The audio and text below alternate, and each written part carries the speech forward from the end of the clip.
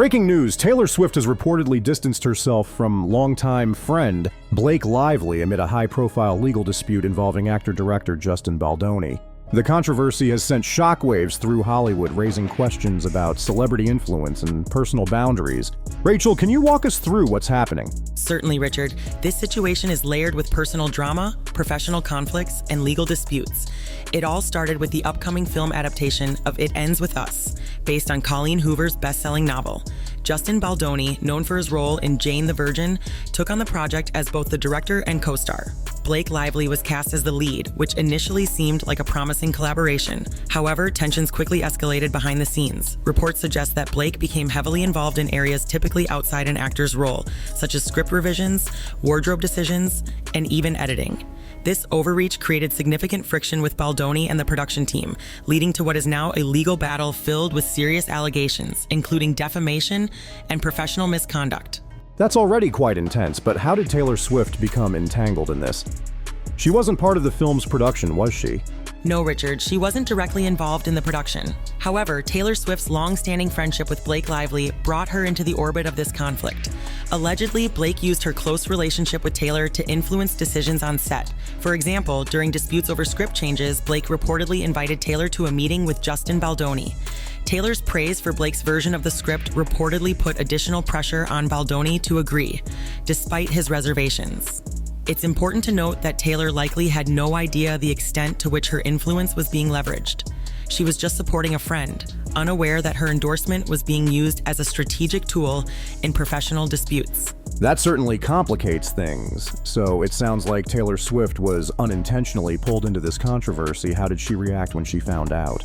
Taylor was reportedly blindsided and deeply upset. She values her reputation and brand meticulously, and the idea that her name was being used in legal disputes without her consent did not sit well with her. Sources close to Swift suggest she felt betrayed, particularly by the revelation that Blake referred to her as a dragon, implying that Taylor's support could be weaponized in professional conflicts. This metaphor wasn't taken lightly by Taylor, who reportedly felt it reduced their friendship to a mere strategic alliance.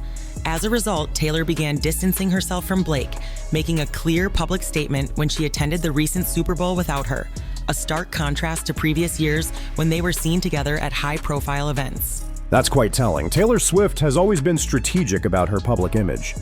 Do you think this could have long-term effects on her friendships and professional collaborations in Hollywood? Absolutely, Richard. Taylor Swift is known for curating a close circle of trusted friends, but she's also quick to distance herself when relationships threaten her personal or professional integrity. This incident highlights her zero-tolerance approach to anything that could harm her brand.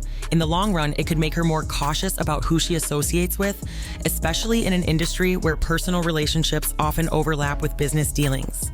On the flip side, this could also reinforce her image as someone who prioritizes authenticity and loyalty, showing that she won't tolerate being used as a pawn in others' agendas. Let's shift focus back to Justin Baldoni.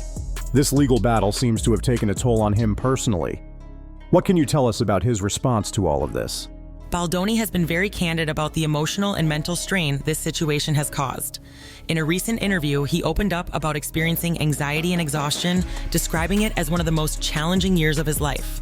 He mentioned feeling emotionally drained and struggling to find time to recover from the intense stress related to both the legal battle and the professional fallout.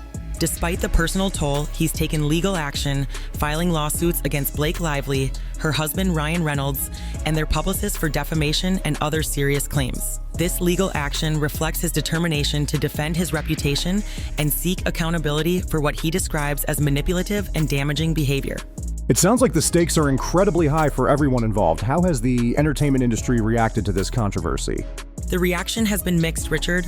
Within Hollywood, there's a growing conversation about power dynamics, professional boundaries, and the role personal relationships play in creative projects. Some industry insiders are sympathetic to Baldoni, viewing him as a victim of workplace bullying and manipulation.